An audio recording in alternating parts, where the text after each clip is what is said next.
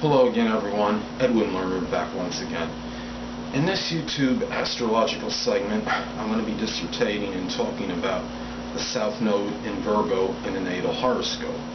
As most of you know, the South Node is connected with something that we may have overemphasized and accentuated maybe more than what is necessary, and generally more so in the first part of our lives, say like the first 30 years. Then we hit around age 30 or so when we start to begin roughly the second part of our lives. We generally we maybe become cognizant of this, and it becomes a little bit more monotonous in kind of a redundancy spot in our charts, and that's when we move away largely from the South Node, perhaps not completely eradicating it in our lives, but more strongly on the North Node, and look to develop those qualities and attributes that are associated with that.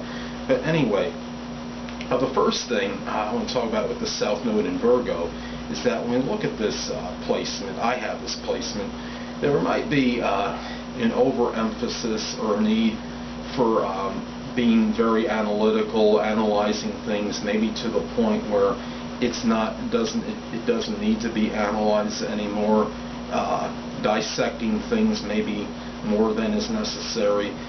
Somebody had talked to me, and I felt by what was said was intimated that maybe I analyze things too much sometimes, and perhaps that's attributed to me having the South Node in Virgo in my chart. And this could be also, I have two planets in the 6th house. I have Pluto in Virgo, and I also have another planet conjuncting the 6th house cusp from the 5th, so perhaps that plays a role. But anyway, the thing is, there might have been also a propensity or predilection perhaps to be maybe more critical or judgmental than what is necessary, perhaps of others. A lot of this could depend on what house the South Node in Virgo falls in. Mine falls in the 5th, so perhaps this was even perhaps maybe critical of maybe things of I guess I could say maybe perspective of romantic partners, maybe at least on a subconscious level. Maybe that's why I've had some problems in that sector of my life in terms of finding that quote-unquote elusive love. Maybe not so much criticism, but maybe a little bit more selective than what I needed to be due to the analysis or over-analysis of the South Node in Virgo.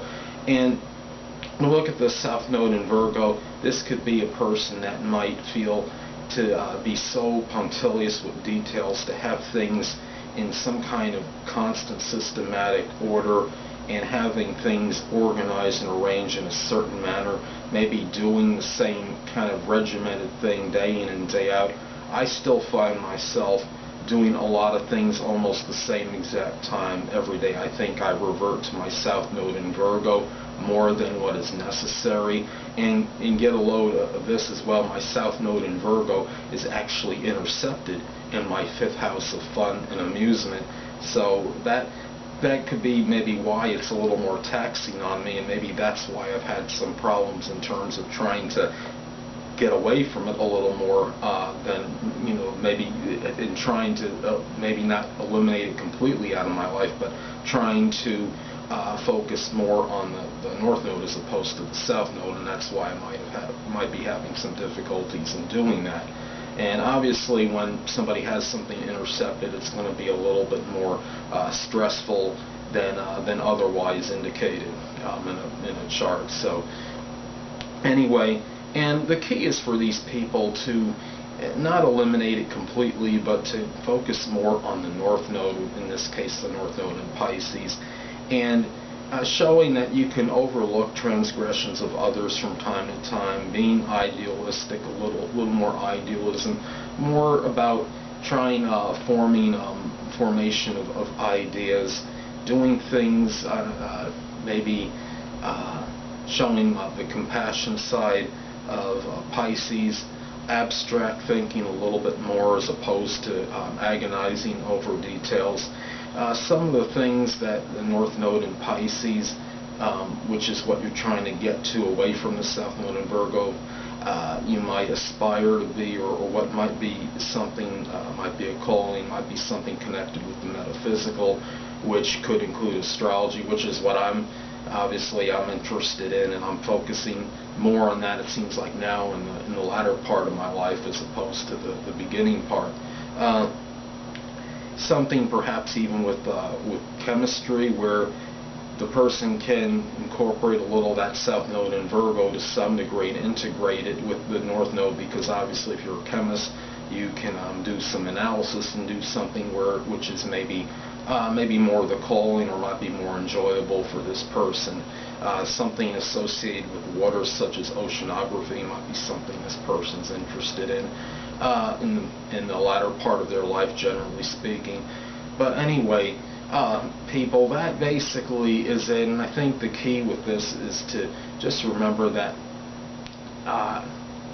it's okay to make a mistake every now and then. People with the South Node, the South Node in Virgo, that nobody's infallible, neither are you, and it's not going to be where you're going to be face any great punishment necessarily if you're going to make one flub or one error. It is okay. And I think somebody had even told me one time, said, Eddie, don't sweat the small stuff. And perhaps I did, quote unquote, sweat the small stuff a little more than I should, due to the fact that my South Node is in Virgo. But anyway, people, that'll conclude this YouTube astrological segment for the South Node in Virgo in a natal horoscope. And stay tuned next time, where I'll be dissertating and talking about the South Node in Libra in a natal chart. Two things I want to get with you on before I head out. Firstly, the stars may impel, but do not compel.